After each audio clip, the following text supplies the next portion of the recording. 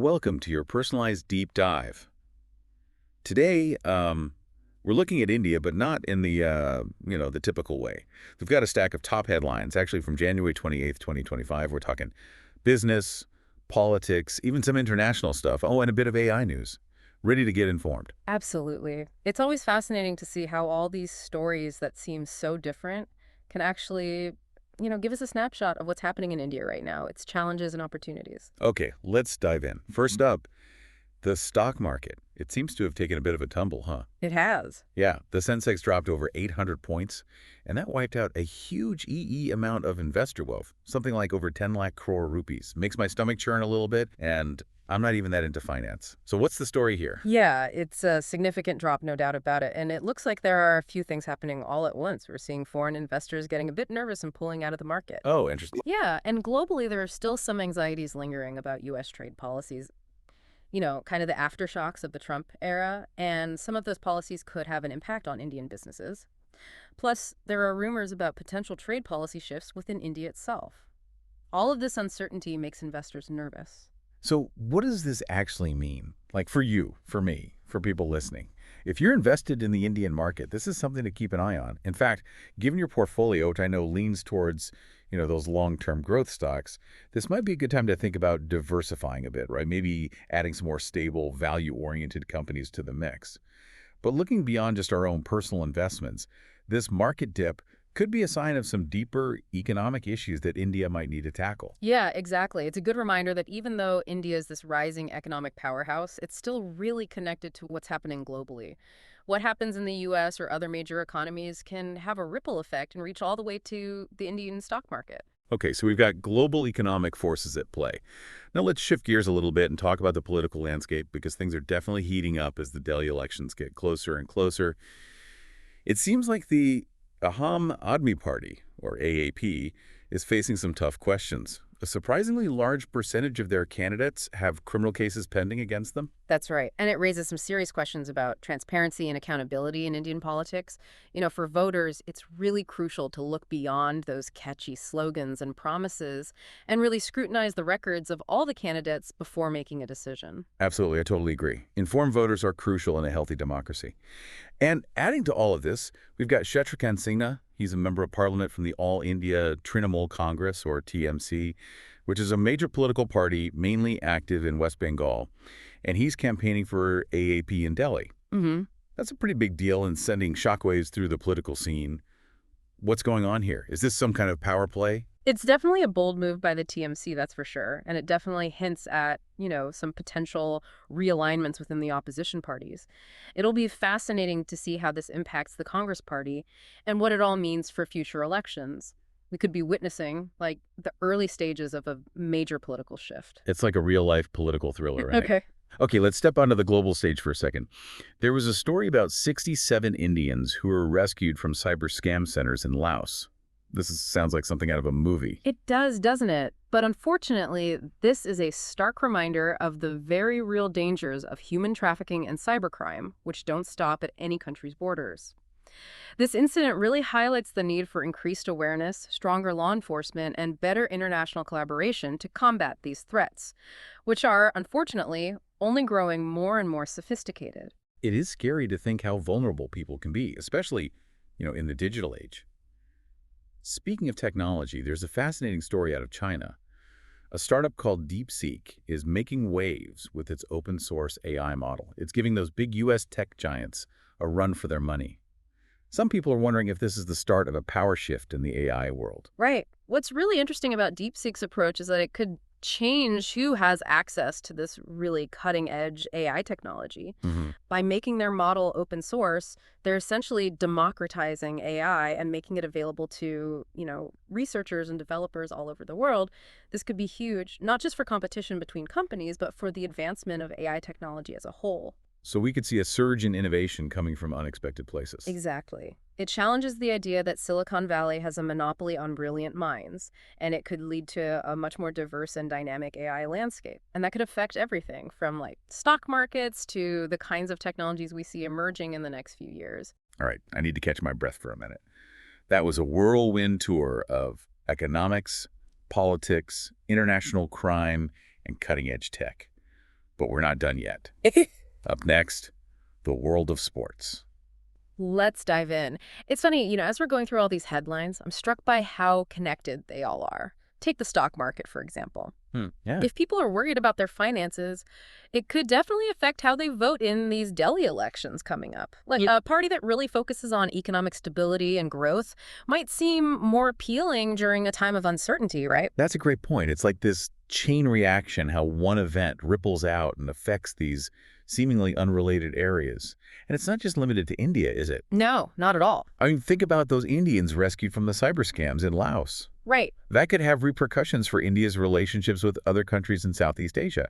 It might actually lead to more cooperation on things like, human trafficking and cybercrime. Oh, absolutely. And even bringing it back to tech, the rise of these companies like DeepSeek in China could have a big impact on India's own tech industry, which is booming right now. I mean, it could spark concerns about Chinese dominance in this really critical sector. It's fascinating to see how this all plays out. It does make you think about that balance between competition and almost a potential monopoly.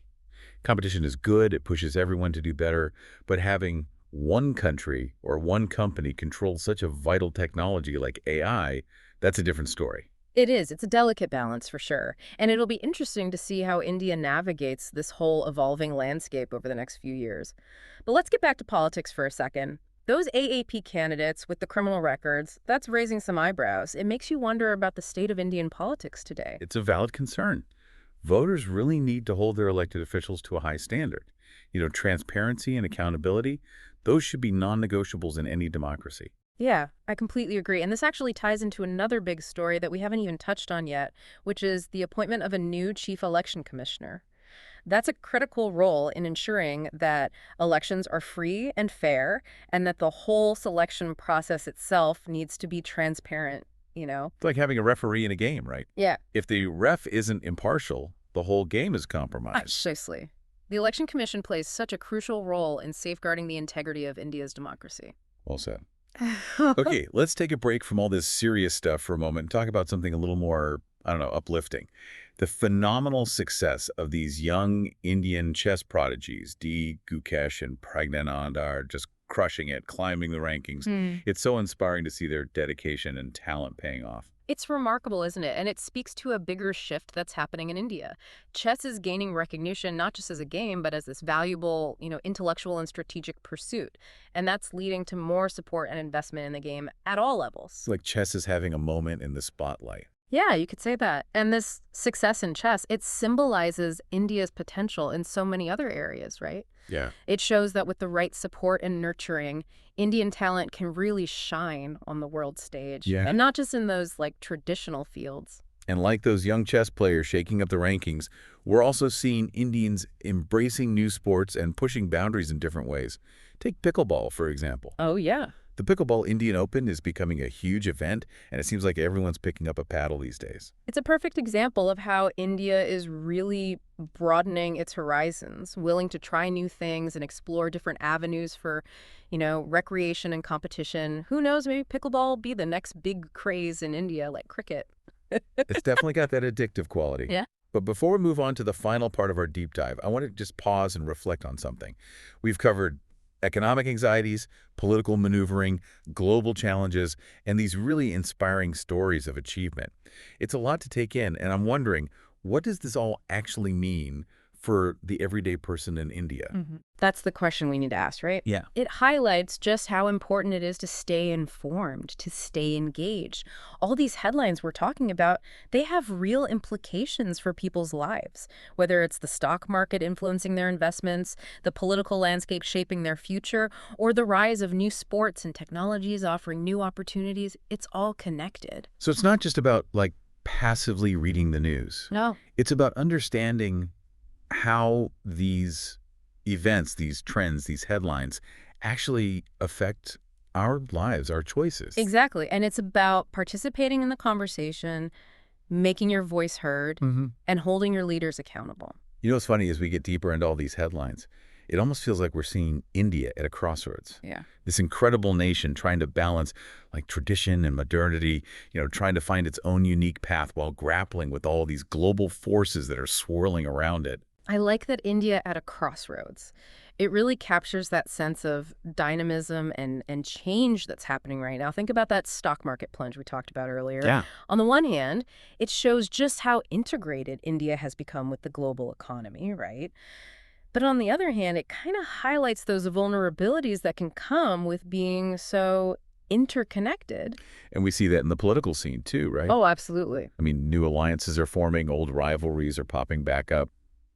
It just reminds us that India's democracy is this living, breathing thing. It's constantly evolving. Exactly. And even something like that story about, the Indians who were rescued from those cyber scams in Laos, that's a pretty stark reminder of, the potential downsides of globalization. These like transnational threats, they require global cooperation if we're going to combat them effectively. It's definitely a wake-up call, isn't it? That Mhm. progress isn't always, a straight line upwards. There are going to be bumps along the way. Yeah, there will be.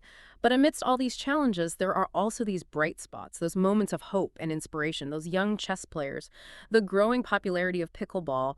These are signs of a really vibrant, evolving society, one that isn't afraid to try new things. It's like India is going through these growing pains at the same time that it's experiencing this burst of creative energy. I like that. And I think that's why this is such a fascinating time to be watching India's story unfold. It's a nation that's on the move, full of potential, navigating a very complex world. It's a story that hasn't been fully written yet. And these headlines, it's like they're giving us little glimpses into the plot twists and character developments that are shaping the narrative. And as we've been saying, it's a story that we're all a part of in some way. Whether we're investors or voters, athletes, or even just observers, these events and trends have implications for every one of us. So it's not just about being informed, it's about being engaged. It's about understanding our role in this, in shaping India's future. Exactly. And that's the beauty of these deep dives, right? Yeah. They're a starting point for deeper explorations, for thinking critically, for having those really meaningful conversations that help us understand this crazy world we live in a little bit better. They spark our curiosity. They encourage us to go beyond just the headlines, to connect the dots and see the bigger picture. So as we wrap up this deep dive, I want to leave you with one final thought. We've seen that India is really poised to play an even bigger role on the world stage in the coming years. How do you think these, seemingly localized events and trends that we talked about might actually shape India's global trajectory? That's something I'd love for everyone to think about. It's a great question. It reminds us that India's story isn't happening in isolation. It's intertwined with the stories of so many other nations and individuals. And as we've seen, even the smallest event can have a ripple effect that reaches far beyond its origin. So keep exploring, keep questioning, keep connecting, because in a world that's more interconnected than ever, understanding India is key to understanding the world itself. Well said. Couldn't agree more. Until next time, keep diving.